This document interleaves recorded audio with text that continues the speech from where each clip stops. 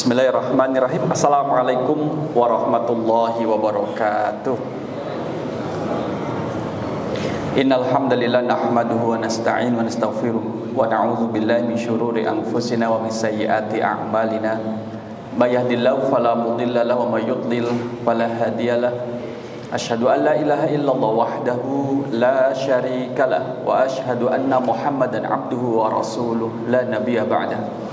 Allahumma salli wa sallim ala nabiyina wa rasulina Muhammad sallallahu alaihi wasallam wa ala alihi wa ashabihi wa man tabi'ahu bi ihsani ila yaumiddin. Amma ba'du. Bapak Ibu jamaah rahimakumullah, malam kali ini kita akan melanjutkan untuk kajian tafsir kita. Kita masuk pada surah baru, surah At-Tariq. Surah At-Tariq adalah yang akan kita pelajari pada malam kali ini. Dia adalah surah yang ke-86. Dalam surah At-Tariq ini ada beberapa pembahasan. Karena kita masuk di surah yang baru, maka akan mengambil muqaddimah dan juga kandungan dalam surah At-Tariq ini. Termasuk juga nanti melihat bagaimana ulama mufassir menjelaskan ayat demi ayat dalam surah At-Tariq ini, sehingga kita bisa mengambil hikmah dari surah At-Tariq ini. Jamaah rahimakumullah, pada sehat Bapak Ibu? Sehat toh? Alhamdulillah, jangan lupa jaga kesehatannya. Kalau Bapak Ibu pengen healing, rekreasi, monggo dituruti saja. Rekreasi kemana? Mau makan, ada uang, silahkan dituruti, ya. Halalan thayyibah. Oke, gak usah ditahan-tahan. Oke, selama masih bisa untuk makan. Kalau perasaan senang, penyakit pun menjadi gentayangan. Penyakitnya gentayangan, dia gak berani menyerang karena kita senang bahagia. Itu yang penting. Kalau misalkan senang ketemu teman untuk bisa ngobrol, datangin dia ke rumahnya untuk diajak ngobrol, ya. Nah, ini perlu kita ingatkan, indeks kebahagiaan. Tahun ini insyaallah rihlah kemana Bapak Ibu? Tahun ini mau rihlah kemana? Belum kepikiran? Monggo dipikirkan. Jangan lupa untuk bahagia, ya. Ya. Maka kalau ngaji itu juga harus bahagia, ya, meskipun pura-pura. Pura-pura. Gimana bahagia pura-pura? Jamaah rahimakumullah, a'udzubillahi minasyaitonir rajim. Bismillahirrahmanirrahim. Was-samaa'i wat-tariq. Wama adraka mat-tariq. An-najmus tsaqib. In kullu nafsin lamma 'alaiha hafiz. Falyanzuril insanu mimma khuliqa. Khuliqa mimma in dafiq. Yakhruju min bainis sulbi wat taraib. Innahu ala raj'ihi laqadir. Yauma tublas sarair. Fama lahu min quwwati wala nasir. Ayat 1 sampai ayat 10, ayat 1 sampai ayat 10 ini kemudian menggambarkan terkait dengan al-qasam ala anna likulli nafsin hafidhan minal malaikah. Allah itu bersumpah bahwa setiap manusia, wabil khusus setiap orang yang beriman kepada Allah itu dijaga oleh para malaikat. Secara khusus dan manusia secara umumnya juga ada malaikat yang mengawasinya. Secara umum manusia itu diawasi oleh malaikat. Secara khusus bagi orang yang beriman dijaga oleh malaikat atas perintah Allah. Ini yuraqibuha wa itsbatu imkanil ba'si. Dan maqta ini menjelaskan terkait dengan hari kebangkitan nantinya.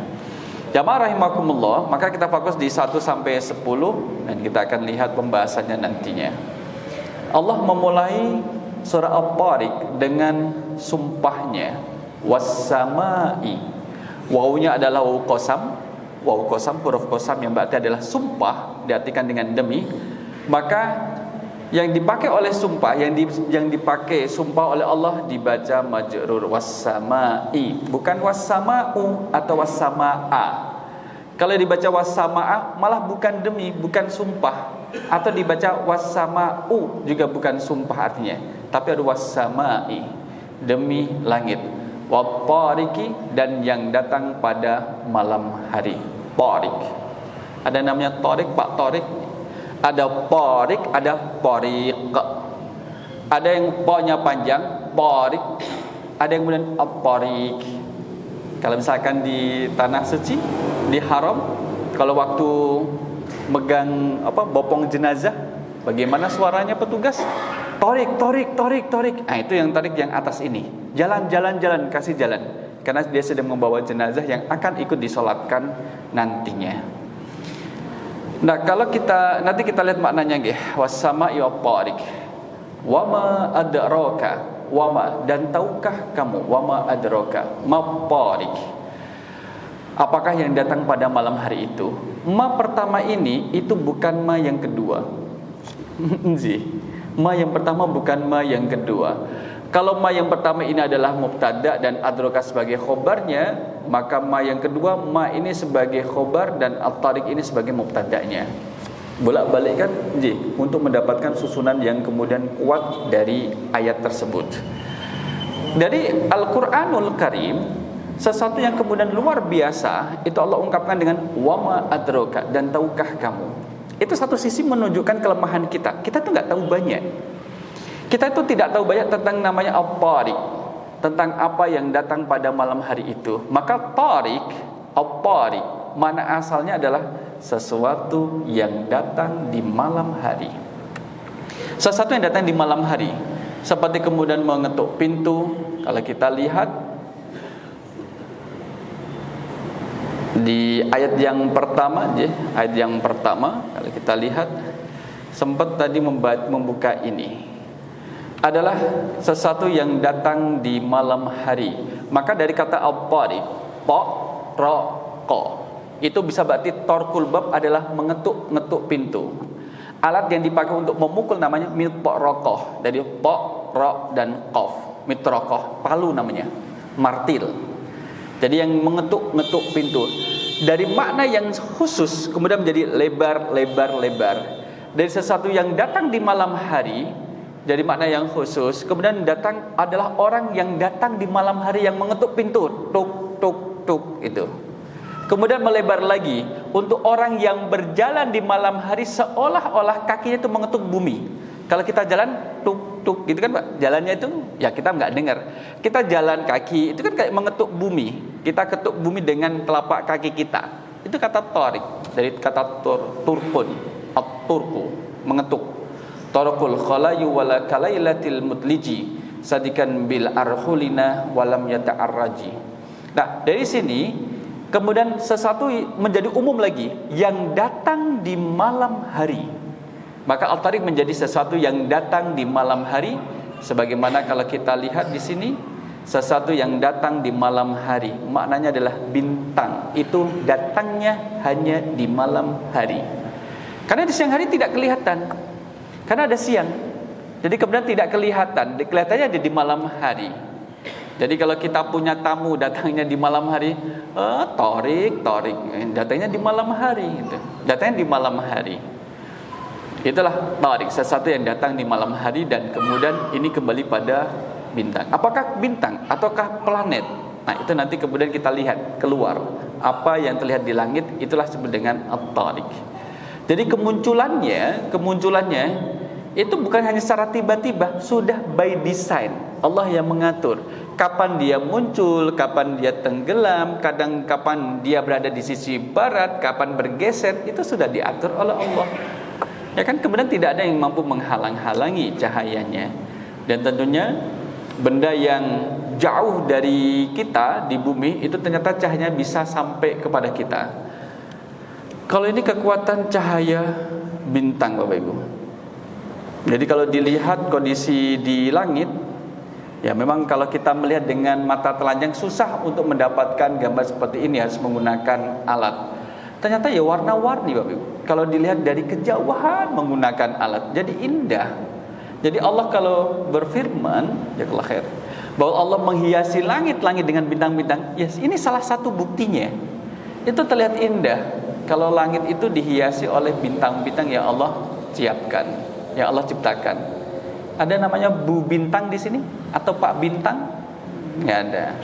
Mungkin dia adalah bintang yang jatuh ke bumi. Nah, kayak gini Bapak Ibu. Sangat indah tuh. Inilah ciptaan Allah Subhanahu wa taala.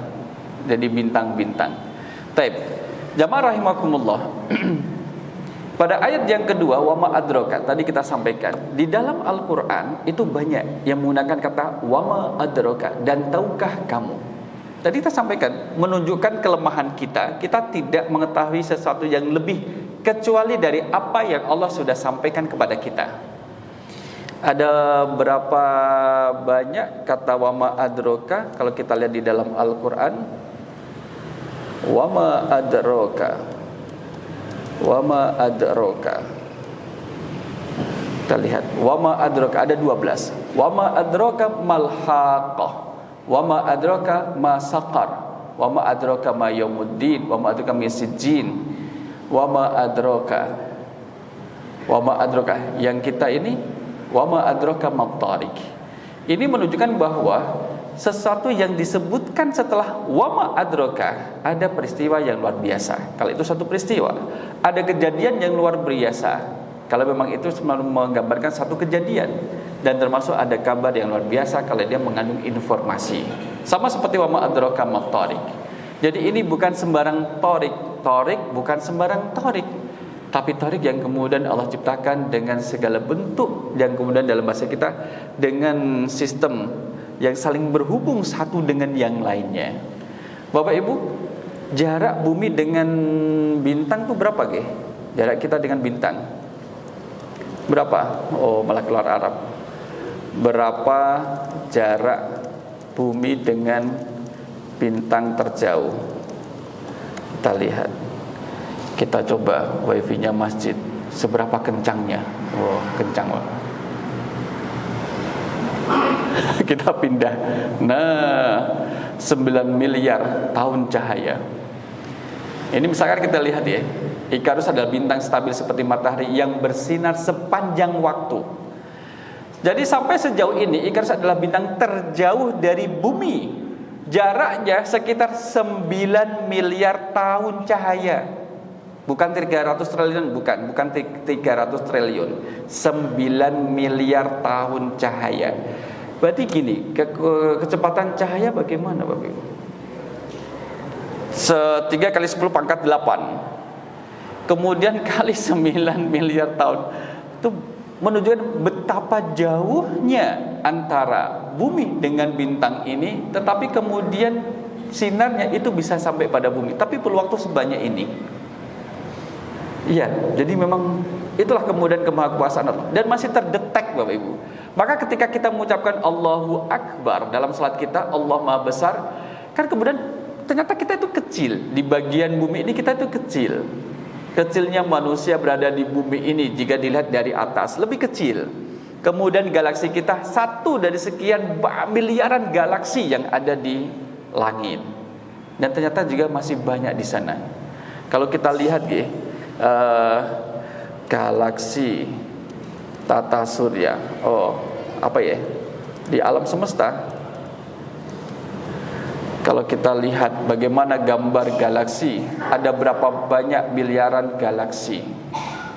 Jumlah galaksi di alam semesta diperkirakan 100 hingga 200 miliar. Salah satu galaksinya adalah galaksi Bima Sakti.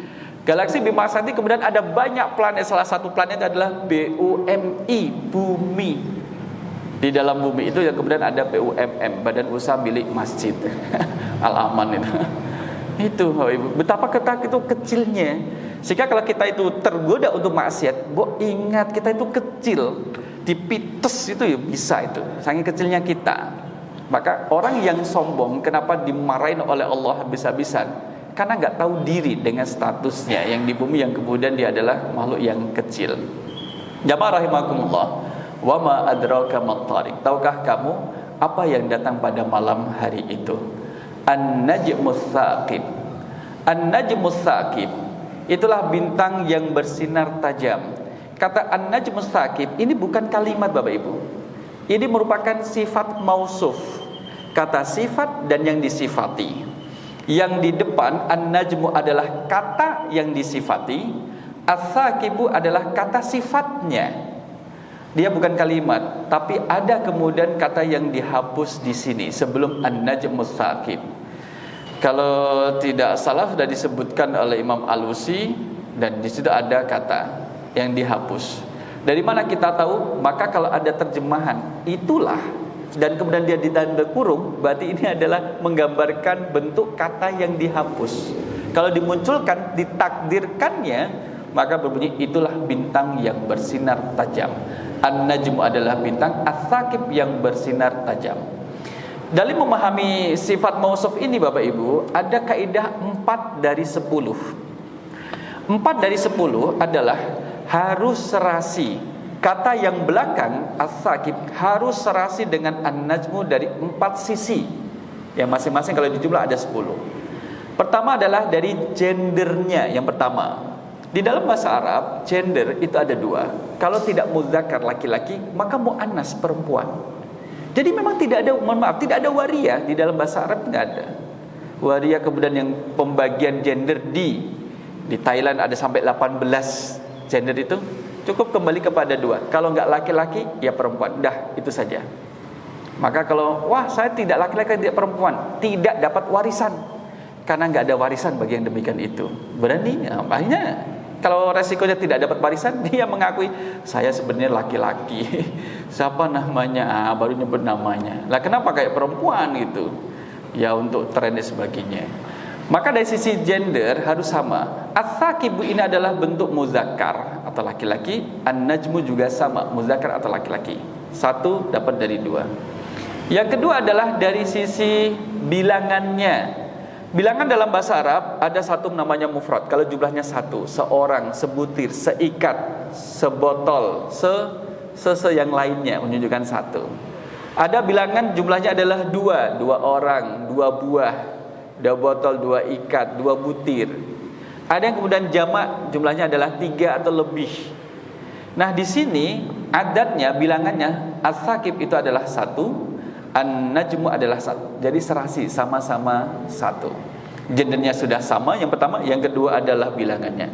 Yang ketiga adalah dari sisi i'rabnya, harokatnya atau i'rabnya. Kalau kita lihat harokatnya, kata itu isim, kata bedak, kalau tidak diakhiri dengan dhammah, ya fathah, ya kasrah.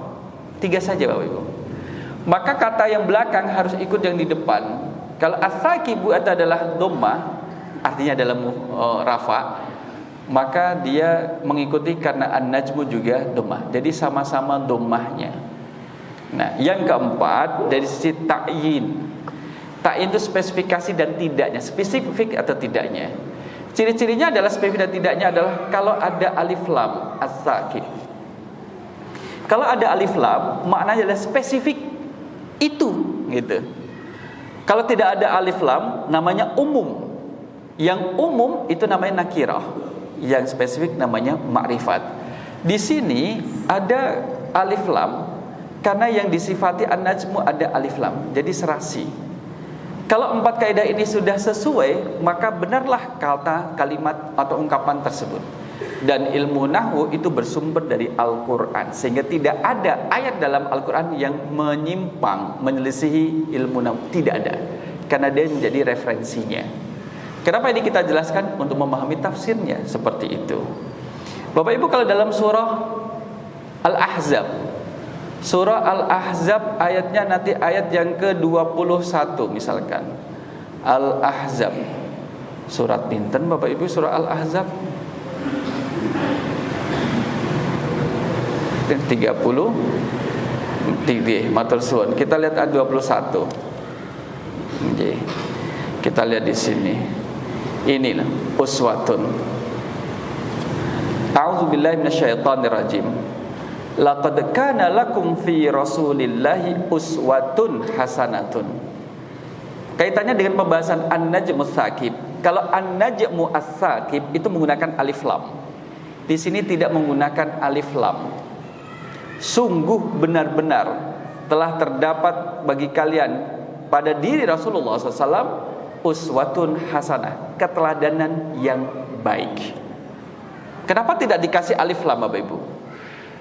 Kalau kita melihat, jika kata al-uswah kita keluarkan, kita kasih alif lam, al-uswatu al-hasanatu, yang berarti adalah keteladanan yang baik, maka jenis keteladanan itu sudah ditentukan dan jumlahnya hanya 1. Kalau misalkan di ayat ini dikasih al-uswah al-hasanah, maka yang kita teladani dari Rasul hanya satu keteladanan, selebihnya tidak diteladani. Oleh karena itu Allah tidak ngasih alif lam, tidak kasih alif lam, karena yang diteladani oleh Rasul, yang kita teladani dari Rasul bukan hanya satu jenis ketika Rasul berjalan, bukan hanya satu jenis ketika Rasul berdakwah, tidak. Semua yang datang dari Rasul, baik ucapannya, perilakunya, tindak tanduknya, tidur dan juga terjaganya, itu menjadi teladan. Maka Allah menggunakan uswatun hasanatun, bermakna umum dan terbuka. Itu keindahnya di sana. Jamaah rahimakumullah, sedikit sebelum kita lanjut. Dalam surah Al-Alaq, ketika turun wahyu yang pertama, surah Al-Alaq, Iqra bismi rabbikal ladzi khalaq. Iqra, bacalah, bismi rabbikal ladzi, dengan menyebut nama Tuhanmu, alladzi, yang telah khalaqa, menciptakan. Kata qara'a itu artinya adalah membaca. Di dalam bahasa Arab Bapak Ibu, membaca itu adalah kata yang memerlukan objek. Jadi ada objeknya. Jadi kita membaca apa? Ya, Iqra kitabak, bacalah bukumu.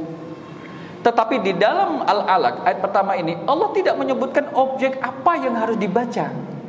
Enggak ada. Iqra bismi rabbikal ladzi khalaq, bacalah dengan menyebut nama Tuhanmu yang telah menciptakan. Enggak ada objeknya. Maka Allah tidak membatasi bagi kita untuk membaca satu jenis bacaan saja. Tapi Allah kemudian memerintahkan kepada kita, bacalah semua apa-apa yang terjadi di sekitar kita. Gejala alam, bacalah dengan kemudian penuh keimanan. Peristiwa yang terjadi di sekitar kita atau yang terjadi pada diri kita, termasuk bacalah apa yang ditulis oleh ulama-ulama sebelum kita. Maka memberi makna luas. Nah, ini sedikit terkait dengan keindahan dari Al-Qur'anul Karim. An-Najmus Saqib. In kullu nafsin lamma 'alaiha hafiz. In kullu nafsin, jika setiap jiwa, ya, lamma 'alaiha, atasnya itu, hafizun, ada penjaganya. Jadi kita ini dijaga. Tapi enggak mau keluar. Sudah. Jadi kita itu kemudian dijaga oleh malaikat yang kemudian mengawasi tindak tanduk kita, yang kemudian kita kenal dengan Raqib dan Atid, ya kan? Dulu kita ketika masih kecil, Raqib itu di kanan apa di kiblat, kanan apa kiri? Kanan, berarti masih ikut kecil-kecil dulu. Kalau Atid adalah di kiri. Sehingga kalau orang anak itu lagi melakukan kesalahan, itu pundak kirinya ditutup. Kenapa? Biar Atid gak melihat kesalahan saya. Ditutupi kayak gini dia. Bukan gitu maknanya. Itu kan memahamkan anak kecil. Yang memang saya juga waktu itu masih SD diajari kayak gitu. Tapi diawasi. Diawasi oleh malaikat atas perintah Allah. Dalam surah Qaf ayat yang ke-18. Ma yalfidhu min qaulin illa ladaihi raqibun atid. Nah, raqib atid di sini. Ma yalfidhu, tidak ada suatu, min qaulin, dari kata yang terucapkan, illa, kecuali, ladaihi, ada di sisinya, raqibun, malaikat pengawas, atidun, yang selalu mencatat. Jadi raqib dengan atid, mengawasi dan mencatat. Raqibun mengawasi, atidun itu mencatat. Sehingga tidak ada kemudian amal perbuatan kita yang lengah, tidak tertulis, itu tidak ada. Saat manusia itu bermaksiat, ditulis sebagai kemaksiatan. Saat dia bertobat atas kemaksiatan tadi, maka ditulis sebagai pertaubatan. Dan gitu, ada catatannya. Bukan berarti kemudian kalau sudah ditobati kemudian hilang dari catatan, masih ada, tapi kemudian tidak menjadi tuntutan, tidak menjadi dituntut oleh Allah di hari akhir nantinya. Maka penjaga dari malaikat yang selalu mendampingi setiap saat, memelihara kehidupan sehari-hari. Dalam surah Ar-Ra'du ayat yang ke-11, lahu mu'aqqabatum min baini yadayhi wa min khalfihi yahfazunahu min amrillah. Baginya manusia ada malaikat-malaikat yang selalu menjaganya bergiliran. Ada waktunya. Dari depan, dari belakang.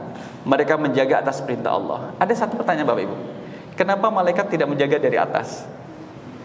Dari depan atau dari belakang, Pak? Itu dijaga, kita dijaga. Kenapa dia tidak menjaga dari atas? Karena malaikat tidak mau menjadi penghalang antara makhluk dengan sang Khalik. dan tidak mau menjadi penghalang di antara keduanya. Nggak berani, tetap tidak berani, dan tetap kemudian menunjukkan ketaatannya. Nah, jamaah rahimakumullah, inilah kemudian yang berkaitan dengan setiap kita akan dijaga. Nanti kalau kita lihat pembahasan per ayatnya, akan menemukan satu hadis di mana seorang mukmin itu dijaga. Kalau sampai sesaat ditinggalkan oleh malaikat, boleh jadi nanti akan diculik sama setan. Diculik sama setan. Bapak-bapak, ibu-ibu pernah punya teman kemudian disembunyikan sama setan atau disembunyikan sama jin? Enggak pernah. Atau pernah disembunyikan sama jin, Bapak Ibu dulu? Dicari-cari enggak ketemu, tahu-tahu ketemu di rumah, padahal di rumah tadi dicari enggak ada. Dicari-cari enggak ketemu, ternyata tahu-tahu di musola. Ketika dilihat jam tangannya, loh, kok jam tangan saya kok terlambat 1 jam? Dia merasa dia itu berada di musola terus menerus, tapi temannya mencari di musola enggak ada. Itulah kisah-kisah yang pernah didengar di sekitar kita. Fal yanzuril insanu mimma khuliq. Proses penciptaan manusia. Fal yanzur. Huruf fa di sini memberi makna suratul ijabah, segera, lakukan dengan segera. Lamnya adalah lamul amri, memberi makna perintah, hendaklah, itu perintah. Jadi kita manusia itu diperintahkan memperhatikan mimma khuliq, dari apa dia diciptakan. Jadi kemudian kita diajak untuk eleng. Yang kemudian sekarang itu kemudian berani maksiat. Ingat dari apa dulu kamu itu diciptakan? Dari ketiadaan menjadi ada, itu manusia. Dari ketiadaan menjadi ada, itulah kemudian kita. Ingat, kita itu tidak datang dengan sendirinya. Kita lahir di bumi ini kemudian tidak datang dengan kehebatan kita. Tidak. Khuliqa mimma dafiq. Khuliqa, dia diciptakan min, dari ma'in dafikin, air yang memancar. Dan kemudian dari air yang memiliki bau, yang kemudian lengket, itulah kemudian kita itu dari situ. Bagian kecil sedikit dari air yang memancar. Keindahan bahasa di sini dafik.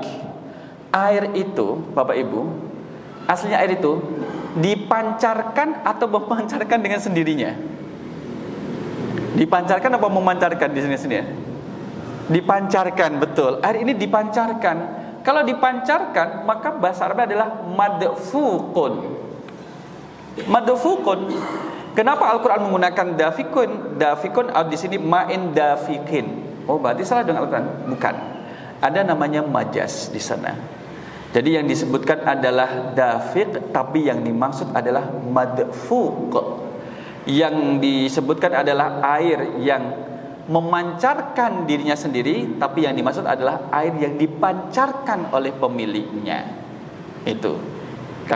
Hijabam mastura, hijab yang tertutupi. Namanya sitar. Satar itu kan kemudian menutupi, bukan ditutupi. Dia itu menutupi. Yakhruju min bainis sulbi wat taraib.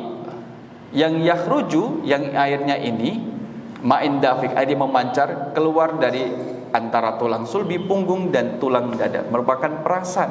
Ada pembahasannya insyaallah di sini. Termasuk juga menurut mufasir juga menjelaskan, jadi kalau ingin punya anak laki-laki seperti ini posisinya, kalau ingin anak perempuan seperti ini posisinya dalam kacamata orang mufasir.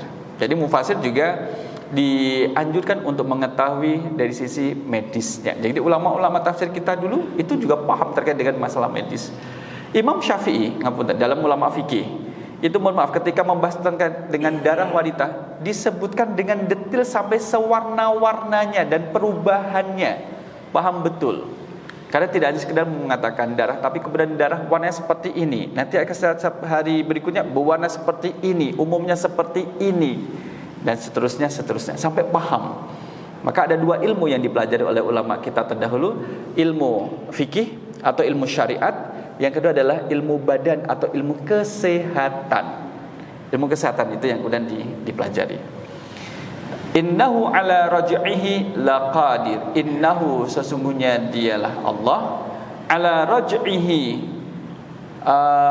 mengembalikannya, atas pengembaliannya manusia setelah mati, laqadir, benar-benar berkuasa. Kata benar-benar itu dari kata la. Lainnya adalah maknanya adalah benar-benar. Allah itu benar dan bisa mengembalikan kita. Manusia yang sudah hancur itu bisa dikembalikan, ya. Termasuk yang kemudian meninggal dalam keadaan tidak utuh, mohon maaf, badannya tidak utuh karena kecelakaan dan sebagainya, itu bisa dibangkitkan lagi oleh Allah. Yauma tublas sarair. Yauma, pada hari itu, tublas sarair, kemudian ditampakkan, diperlihatkanlah semua as-sarair, sir, rahasia, sarair, rahasia yang tersembunyi. Jadi tidak ada rahasia. Orang mengatakan akan saya jaga rahasia ini, nggak ada yang bisa menjaga rahasia. Allah Maha mengetahui, tetap akan ditampakkan oleh Allah. Bahkan mungkin manusia sudah lupa dengan apa yang dirahasiakannya, tapi akan diperlihatkan. Nih loh, dulu kamu seperti ini. Fama lahu min quwwati wala nasir. Maka baginya manusia tidak ada lagi kekuatan dan tidak ada penolong. Nah, ayat 1 sampai ayat 10 ini, jamaah rahimakumullah, bagian awal dari surah At-Tariq yang kemudian dipakai oleh Allah dalam bersumpah. Ingat, kita masih ingat, kalau Allah bersumpah qasam, maka ada yang disumpahi. Ada yang disumpahi. Kalau kita lihat di atas, was-sama'i wat-tariq wa ma adraka ma-tariq an-najmus tsaqib in kullu nafsin lamma 'alaiha hafid. Inilah yang disumpahi oleh Allah. Allah bersumpah bahwa setiap orang pasti ada penjaganya, sehingga tidak ada orang yang kemudian seenaknya dalam berbuat dikira tidak diketahui oleh Allah. Allah mengetahuinya. Di mana keberadaan si fulan, dicari-cari tak ketemu, Allah Maha tahu. Allah Maha tahu, dicari nggak temu, ternyata Allah Maha tahu.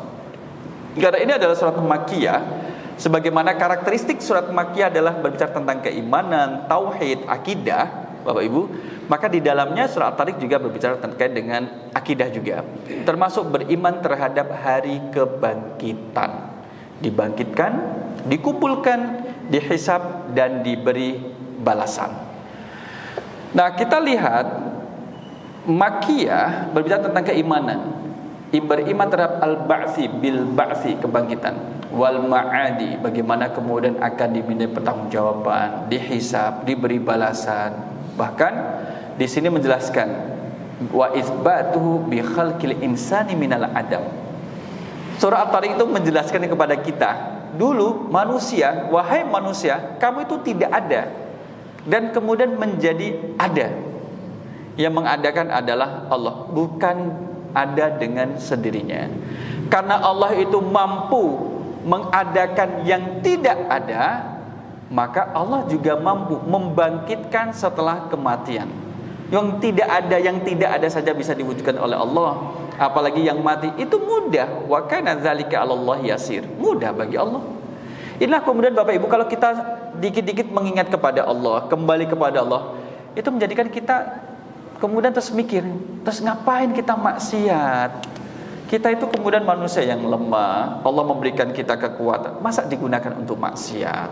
Entah menipu orang lain, entah kemudian menggagahi kekayaan orang lain, entah kemudian dengan kekuasaan menunjukkan kewibawaannya di hadapan orang lain, mengintimidasi orang lain, berbuat semena-mena terhadap harta orang lain. Itu yang kemudian menjadi parah kalau orang itu sudah tidak ingat kepada Allah SWT. Nah, jamaah rahimakumullah, ketika Allah kemudian bersumpah dengan langit pada ayat 1 sampai ayat 4, maka yang disumpahi adalah ala anna kulla insanin mahfudun bil malaikatil abrari. Kita ini dijaga oleh malaikat, Ibu. Jadi berhati-hati dalam berperilaku, termasuk di kendaraan, di jalan. Yang berangkat bawa bungkusan sampah kemudian kemudian dilempar kemana, masih subuh-subuh, masih gelap-gelap, dilempar lagi, nanti lempar lagi, dikira orang tidak tahu. Iya, mungkin orang tidak tahu, tapi ada malaikat yang mengawasi itu. Atau kemudian ada barang orang lain yang sengaja terambil oleh kita, misalkan, ya harus dikembalikan. Ini mengingatkan bahwa hati-hati loh, kita itu ada malaikat, Gak ada satupun perilaku kita yang luput dari pengawasan malaikat. Termasuk juga bumi akan menjadi saksi kapan, di mana kaki kita menginjakkan bumi dan apa yang dilakukan di atas bumi. Kemudian nanti ayat ke-5 sampai ayat ke-8 itu menjelaskan bahwa Allah itu akan ala imkanil ba'si wa qudratihi alaihi ba'dal mauti wal fana'i bi khalqi insan awwal marrah min turabin tsumma min nutfah. Jadi Allah akan membangkitkan manusia yang sudah mati. Baik yang kemudian. Jadi manusia ini adalah mereka yang lahir ke bumi dan sempat menarik nafas di bumi. Entah sekali tarikan, 2 kali tarikan kemudian qadarullah wafat, atau yang kemudian dia belum balik, itulah kemudian akan dibangkitkan. Adapun yang kemudian belum balik, ada tempat khusus bagi mereka menjadi al-lu'lu, menjadi kemudian kayak permata yang akan melayani di surga bagi orang tuanya. Nah, bagi al-insan adalah manusia yang sudah dewasa. Maka falyanzuril insanu mimma khuliq. Diperintahkan pada insan manusia. Memang alif lam di sini al-insan ada al-jinis jenis manusia. Tetapi maknanya lebih spesifik adalah mereka yang sudah balik. Sudah melewati masa-masa balik, Bapak Ibu. Yang sudah balik. Karena kalau sudah balik itu adalah masa-masa mukallaf alaihi, sudah terbebani dengan kewajiban dan juga dengan larangan. Kalau belum balik belum termasuk di sini. Dalam surah Al-Asr, wal asri innal insana lafi khusrin. Nah, innal insana sesungguhnya manusia itu, yang dimaksud dengan manusia adalah mereka yang sudah balik. Jadi kita yang sudah balik, apa yang kita lakukan sejak kita masih muda sampai sekarang ini, itu harus kita ingat-ingat, Bapak Ibu. Ingat-ingat bagaimana? Ingat-ingat, siapa tahu dalam perjalanan hidup kita ada orang yang merasa terciderai oleh ucapan kita dan kita ingat, alhamdulillah saya ingat. Jadi alhamdulillah ingat, kemudian mencari tahu orangnya dan meminta maaf. Minta maaf, dulu saya pernah membentak jenengan, saya bentak-bentak dengan bahasa asing. Oh, itu yang kamu ngomong pakai bahasa mana itu ya? Iya, itu intinya adalah bentak-bentak. Oh, tak kira kamu itu mendoakan saya ya gitu. Ternyata isinya adalah bentak-bentak, cuma menggunakan bahasa asing. Bapak Ibu, ada yang bisa ngomong Jepang di sini? Saya bisa. Jepang. Nah, kan cuma ngomong Jepang saja.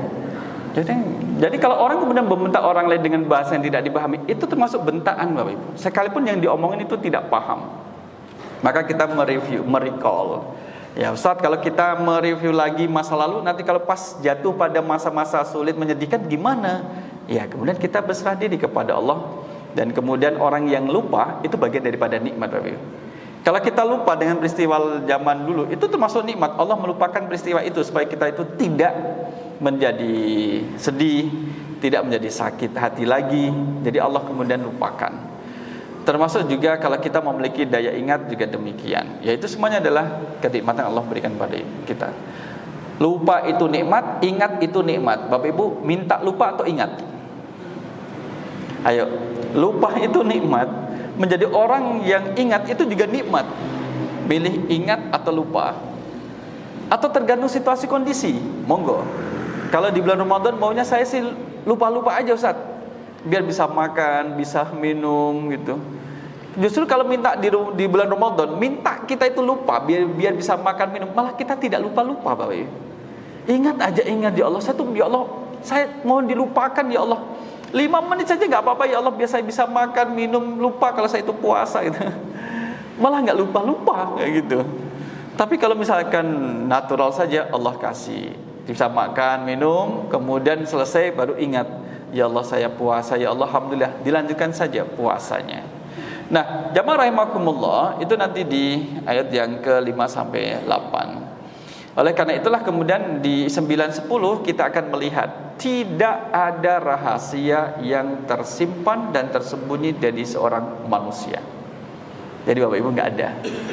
Kemudian kita dalam pendidikan keluarga, sebaiknya suami itu ya terus terang kepada istrinya, istri terus terang kepada suaminya. Biar nanti kalau ada sesuatu yang dijaga, itu yang menjaga 2 orang. Biar dia tidak sendiri yang kemudian menjaganya. Ingat, ya tentunya yang baik-baik yang bisa menguatkan hubungan keluarga, bukan yang menjadi sebab cerai-berainya keluarga. Nah, kemudian juga akhir daripada ayat ini, karena jumlahnya ada 17 ayat, adalah Allah bersumpah, mengakhiri dengan sumpah bisamai wal ardi ala sidqil Quran wa annahu qaulul al-muhakkam al-fasl bainal haq wal batil. Kemudian di bagian akhir nanti Bapak Ibu jamaah rahimakumullah, Di bagian akhir Allah kemudian bersumpah juga, was-sama'i dzatir raj', demi langit yang mengandung hujan. Itu diakhiri, wal ardi dzatis sad', dan demi bumi yang memiliki rekahan, tempat tumbuhnya pepohonan. Innahu laqaulun fasl. Ini Allah bersumpah, yang kemudian sumpahnya itu ditujukan kepada Al-Qur'an yang akan kita pelajari. Akan bersumpah terhadap Al-Qur'an, karena Al-Qur'an menjadi pembeda antara hak dan batil. Wa ala tahdidil kuffaril mukadzibina bihi wa wa'idhim. Dan Al-Qur'an itu mengancam kepada orang-orang kafir yang mendustakan Al-Qur'an dan memberi ancaman. Memang diancam, orang kafir itu diancam dengan Al-Qur'an. Kadang kemudian mereka kalau ada kajian Al-Qur'an menutup telinganya, biar tidak melihat ancamannya seperti apa. Sebagaimana orang-orang munafik ketika menghadiri majlis Rasul SAW, itu mereka menutup telinganya biar tidak dengar ancaman apa yang diberikan kepada orang-orang seperti mereka. Itu sudah ada ancamannya. Dan keutamaan dari surah At-Tariq ini, jamaah rahimakumullah, banyak hadis yang berkaitan dengan ini. Antara lain adalah akhraj an-Nasa'i an Jabir bin Abdullah qala salat Mu'ad al-Maghrib. Suatu saat Mu'ad bin Jabal itu salat maghrib, Bapak Ibu. Berapa rakaat salat maghrib? Pinten, Pak? 3 rakaat. Berapa kali sujud? Sujudnya pinten, Pak? 6. Tahiyat akhirnya berapa kali tahiyat akhirnya? Pinten, Pak? 3 kali, ya Allah. 3 kali tahiyat akhir. Sekali. Tahiyat awalnya juga sekali, ya kan? Ini salat maghrib. Maghrib itu kan waktunya pendek ya. Dari maghrib ke isya itu kan pendek, tidak selama isya kepada subuh. Faqara al-Baqarah wan an-Nisa. Mu'ad ini salat maghrib itu yang dibaca adalah surah Al-Baqarah, Bapak Ibu. Luar biasa tuh. Yang dibaca itu surah Al-Baqarah dan surah An-Nisa. Monggo dihitung dari Al-Baqarah sampai An-Nisa berapa juz? 3,5, 4, 4,5.